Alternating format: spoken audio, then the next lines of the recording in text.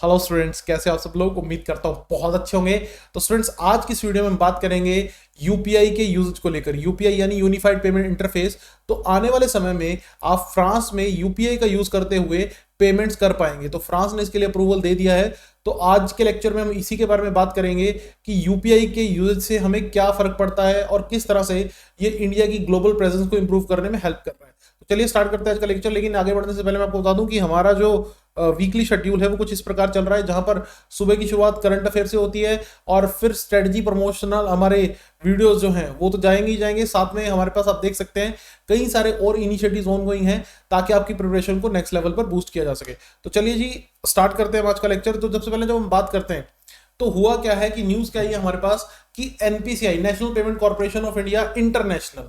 अब यहां पर एक आपको थोड़ा ध्यान देने वाला एक पॉइंट है कि एनपीसीआई की जो एक सब्सिडरी है एनपीसीआई इंटरनेशनल, उसने हमारे पास एक MOU, memorandum of understanding sign किया है फ्रांस के लाइरा नेटवर्क के साथ। अब फ्रांस के लाइरा नेटवर्क के साथ एमओयू साइन करने के बाद इंडियंस जो हैं वो यूपीआई और रुपे कार्ड्स का फ्रांस में यूज कर पाएंगे, पेमेंट कर पाएंगे इन टर्म्स ऑफ यूरो। क्या यूपीआई सिर्फ फ्रांस में पहली बार ऐसा हुआ है कि कोई इंडिया के बाहर कोई कंट्रीज को अलाउ करे? नहीं, ऑलरेडी आप यूएई, सिंगापुर, भूटान और कई कंट्रीज में जैसे सऊदी अरेबिया हो गया, ठीक है, और कई कंट्रीज में भी आप जो है रुपे कार्ड का और यूपीआई का यूज कर सकते हैं। लेकिन यूरोप के अंदर अगर हम बात करें, पहली वेस्टर्न कंट्री, अब ध्यान से सुनिएगा, यूरोप के अंदर पहली वेस्टर्न कंट्री जिसने एनपीसीआई को हमारे पास परमिशन दी है कि यूपीआई के थ्रू पेमेंट हो पाएगी, तो वो है फ्रांस। देखिए फ्रांस जो है पिछले कुछ सालों में लगातार इंडिया के साथ अपने रिलेशन स्ट्रेंथन कर रहा है और फ्रांस चाहता है कि वो बने gateway to the Europe, India का गेटवे टू द यूरोप। अभी देखो इंडिया ने कुछ भी यूरोप के साथ लाइक एग्जीक्यूट करना होता है, यूरोप के साथ कोई भी कोलैबोरेशन आगे बढ़ानी होती है तो वो इंग्लैंड के थ्रू होती है। लेकिन आने वाले टाइम में यहां पर फ्रांस चाहता है कि वो इंग्लैंड को रिप्लेस करे, यूके को रिप्लेस करे, और जितना भी हमारे पास कोलैबोरेशंस वगैरह हो इंडिया की, तो वो सबसे पहले फ्रांस के साथ होती हुई दिखाई दे। तो चलिए पहले तो हम यही जानने की कोशिश करते हैं कि ये यूपीआई है क्या, जिसके बारे में बात हम कर रहे हैं। तो यूपीआई, यूनिफाइड पेमेंट इंटरफेस, एक instant real time payment system है जिसमें यूजर एक अकाउंट से दूसरे अकाउंट में पैसा ट्रांसफर कर सकता है बिना अपनी बैंक इंफॉर्मेशन शेयर किए दूसरी पार्टी के साथ। जैसा कि आप फोन पे यूज करते हैं, पेटीएम यूज करते हैं, गूगल पे यूज करते हैं, अमेजन पे यूज करते हैं, तो ये सब जो एंटिटीज हैं तो ये सब यूपीआई का ही यूज कर रही हैं। देखिए गूगल पे आपको इंडिया में मिलेगा लेकिन यूएस में नहीं मिलेगा। अब आप बड़ी इंटरेस्टिंग बात आप समझिएगा, यहाँ पे गूगल यूएस की कंपनी है और गूगल पे जो है वो इंडिया में आपको मिलेगा लेकिन यूएस में वो नहीं है। क्यों नहीं है यूएस में? क्योंकि यूएस में यूपीआई जैसा कोई सिस्टम नहीं है। इवन आपको बता दूं कि गूगल ने यूएस के federal bank, US federal reserve से रिक्वेस्ट की थी कि आप भी यूपीआई जैसा कोई सिस्टम लॉन्च कीजिए ताकि हम गूगल पे को यूएस में एग्जीक्यूट कर सके। देखिए कितनी इंटरेस्टिंग बात है कि इंडिया का एग्जांपल दिया जा रहा है यूएसए में कि आप इंडिया को कॉपी कीजिए। तो ये अपने आप में बहुत बड़ी इंडिया के लिए अचीवमेंट आप कह सकते हैं। इससे इंडिया का, यूपीआई के आने के बाद से इंडिया का जो डिजिटल पेमेंट सिस्टम है वो बहुत हद तक स्टेबलाइज हुआ है। ठीक है, तो ये काफी हद तक हमारे पास जो है वो स्टेबलाइज होता हुआ हमें दिखाई दे रहा है। अगर हम बात करें ये यूपीआई को मैनेज कौन करता है, कौन इसको हमारे पास एग्जीक्यूशन में लेकर आया और कौन इसको मैनेज करने की रिस्पॉन्सिबिलिटी रखता है, तो ये रिस्पॉन्सिबिलिटी है एनपीसीआई की। देखिए आपको पता होना चाहिए भारत में जितनी भी डिजिटल पेमेंट्स होती हैं वो होती है under the payment and settlement system act of 2007। Bharat में आरबीआई ने एक बॉडी अलग से एस्टेब्लिश की, आरबीआई ने इनिशिएटिव लिया इंडियन बैंकिंग एसोसिएशन के साथ मिलकर और एक बॉडी अलग से एस्टेब्लिश की जिसका मेन पर्पस था भारत में डिजिटल पेमेंट्स को कंट्रोल और रेगुलेट करना। उस बॉडी का नाम था एनपीसीआई, जो 2008 में एस्टेब्लिशमेंट में आई और 2009 से इसने फुल फ्लेज काम करना शुरू कर दिया। एक नॉट फॉर प्रॉफिट कंपनी है जो बनी है under the provision of section 25 of the companies act 1956। बहुत इंपॉर्टेंट हमारे पास, तो ये पॉइंट आप याद रखेंगे कि हमारे पास जो है इस एक्ट के थ्रू ये हमारे पास काम कर रही है और बहुत हमारे पास इंपॉर्टेंट तरीके से अपना रोल प्ले कर रही है। जैसे अगर आप देखो कि आज की डेट में फास्टैग लगे हुए हैं गाड़ियों में, तो फास्टैग के पीछे आप देखेंगे तो फास्टैग के पीछे भी एनपीसीआई लिखा होगा। तो फास्टैग को मैनेज करने की रिस्पॉन्सिबिलिटी भी एनपीसीआई की है। भारत क्यूआर कोड आप बहुत सी जगहों पर देखते हैं, बहुत सी शॉप्स पे देखते हैं, वो भी हमारे पास किसका एक प्रोडक्ट है, कौन उसे मैनेज कर रहा है? एनपीसीआई। रुपे कार्ड के बारे में आप सुनते हैं, रुपे कार्ड इंडिया का डोमेस्टिक पेमेंट गेटवे है जो वीजा कार्ड और मास्टर कार्ड को काउंटर करने के लिए हमने इंट्रोड्यूस किया था। आपको मैं एक और इंटरेस्टिंग पॉइंट यहां पर बताना चाहूंगा, मास्टर कार्ड के ऊपर पिछले काफी महीनों से इंडिया में बैन लगा हुआ था, इस बैन को रिसेंटली आरबीआई ने लिफ्ट किया। तो आपको यह भी याद रखना है किस पेमेंट गेटवे के बैन को रिसेंटली आरबीआई ने लिफ्ट किया है, तो वह है मास्टर कार्ड। ओके अगर हम बात करें यहां पर तो जितने भी ये डिजिटल पेमेंट सिस्टम इंडिया में चल रहे हैं ज्यादातर, तो इन सब ज्यादातर डिजिटल पेमेंट सिस्टम्स को कंट्रोल करने की रिस्पांसिबिलिटी एनपीसीआई की है। और एनपीसीआई को एस्टैब्लिश किसने करवाया था? हमारे पास आरबीआई ने, रिजर्व बैंक ऑफ इंडिया ने। अब देखो रुपे कार्ड के बारे में भी थोड़ा सा आपको पता होना चाहिए। रुपे कार्ड जो है इंडिया का domestic debit credit card payment network है, ताकि हम मास्टर कार्ड और वीजा को टक्कर दे सके। देखिए इसकी इंपॉर्टेंस कब समझ आई, ज्यादातर लोगों को इसकी इंपॉर्टेंस अब तब समझ आई जब ये रशिया यूक्रेन वॉर हुई। तो यूएस ने क्या किया, देखिए ध्यान सुनिएगा, यूएस के वीजा और मास्टर कार्ड ने क्या किया कि यहां पर जो अपनी वो सर्विसेज अवेलेबल कराते थे, उन सर्विसेज को एकदम से स्टॉप कर दिया। तो लोग जो न थे ना तो एटीएम से पैसे विड्रॉ कर सकते थे, ना ही कार्ड के थ्रू शॉपिंग वगैरह कर सकते थे। तो उस समय रशिया को ये महसूस हुआ कि उनका कोई खुद का डोमेस्टिक पेमेंट गेटवे होना चाहिए था। तो लेकिन इंडिया जो है इस सिचुएशन से बच सकता है। इंडिया में वो नौबत उम्मीद करता हूं नहीं आएगी, क्योंकि इंडिया में रुपे कार्ड ऑलरेडी जो है बहुत अच्छे से काम कर रहा है। और रुपे कार्ड के थ्रू आप transaction Singapore, Bhutan, UAE, Bahrain, Saudi Arabia, इन सब कंट्रीज में भी कर सकते हैं। और इसमें एक और नाम ऐड हो गया है, वो है फ्रांस।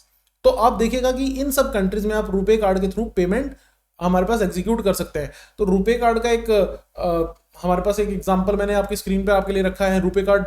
ठीक है, यहां पर कुछ इस तरह से मेंशन है, कोई ना कोई हर कार्ड के ऊपर कोई ना कोई पेमेंट गेटवे मेंशन होता है, आइदर वीजा, आइदर रुपे और आइदर मास्टर कार्ड। चलिए अगर हम आगे बात करें यूपीआई, अच्छा यूपीआई के बारे में एक और चीज आप याद रखिएगा। यूपीआई ने, अब देखिए अब आप स्मार्टफोन का यूज करते ही ये गूगल पे ये सब यूज कर पाते हो, अमेजन पे, फोन पे, तो इसके लिए स्मार्टफोन चाहिए होता है। लेकिन यूपीआई ने क्या किया, हमारे पास एक नया स्टेप लिया।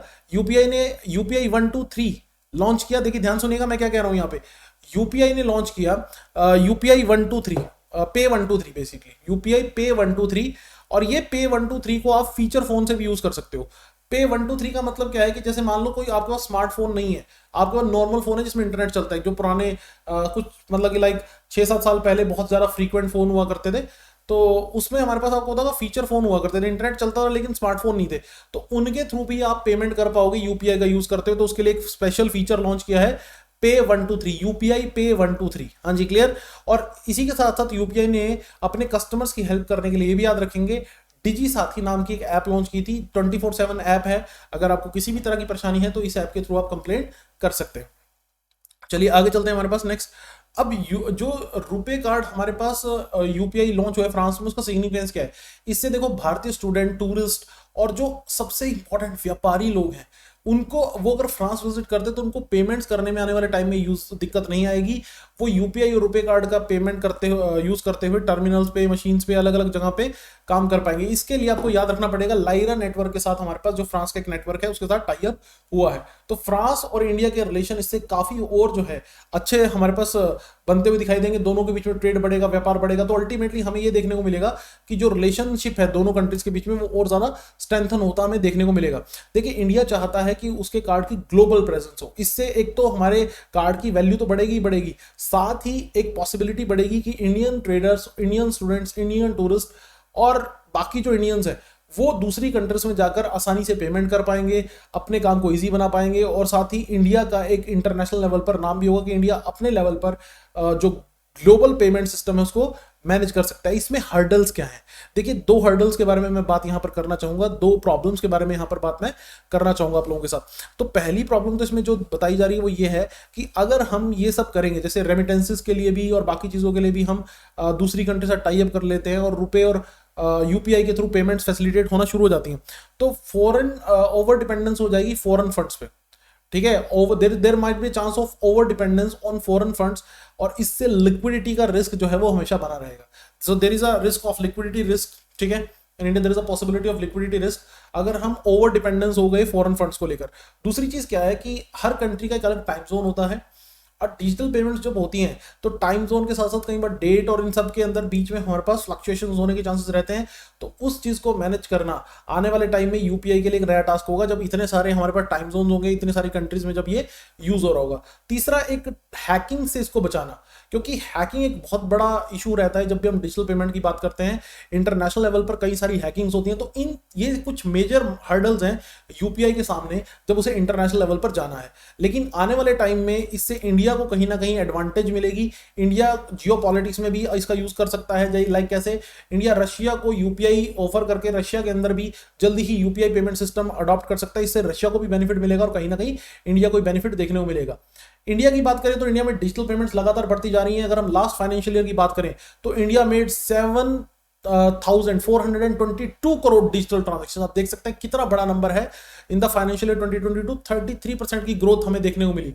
आने वाले टाइम में उम्मीद की जा रही है कि ट्रिलियंस ऑफ डॉलर्स की ट्रांजेक्शन विद इन इंडिया ही केवल डिजिटल ट्रांजेक्शन से होंगी। इससे अल्टीमेटली देश को, हमारे पास काफी सारी चीजों में फायदा मिलेगा। ब्लैक मनी जो है वो मार्केट से कम होता दिखाई देगा, ज्यादातर मनी जो है वो सर्कुलेट होता दिखाई देगा, बैंकिंग सिस्टम के साथ ज्यादा पैसा हमारे पास रिलेट हो पाएगा। और कहीं ना कहीं हमारे पास जो काउंटरफिट करेंसी है, जो फेक करेंसी नोट है, उसकी प्रॉब्लम से भी हमें जो छुटकारा है वो मिलता हुआ दिखाई देगा अगर हम बहुत मैक्सिमम लेवल पर डिजिटल करेंसी का यूज करते हैं। क्योंकि ये जो फेक करेंसी होती है वो भी कहीं ना कहीं हमारी इकोनॉमी को बहुत बड़े लेवल पर चोट पहुंचाती है, उसका नेगेटिव इंपैक्ट देखने को मिलता है। तो उम्मीद करता हूं कि आने वाले टाइम में इंडिया में डिजिटल पेमेंट्स बढ़ेगी। एनपीसीआई और जो है, जो अम्ब्रेला बॉडी है, जो यूपीआई, रुपे कार्ड, इन सबको मैनेज करता है, वो और अच्छे से काम करेगा और इंटरनेशनल लेवल पर उसका जो फुटप्रिंट है वो और बड़े लेवल पर जाता हुआ दिखाई देगा। तो जाने से पहले मैं आपको बता दूं कि हमारे कई फ्री और पेड इनिशिएटिव्स ऑनगोइंग हैं जिनको आप सब्सक्राइब कर सकते हो अपनी प्रिपरेशन को नेक्स्ट लेवल पे लेके जाने के लिए। तो thank you students, God bless you all. मिलते हैं नेक्स्ट वीडियो पे।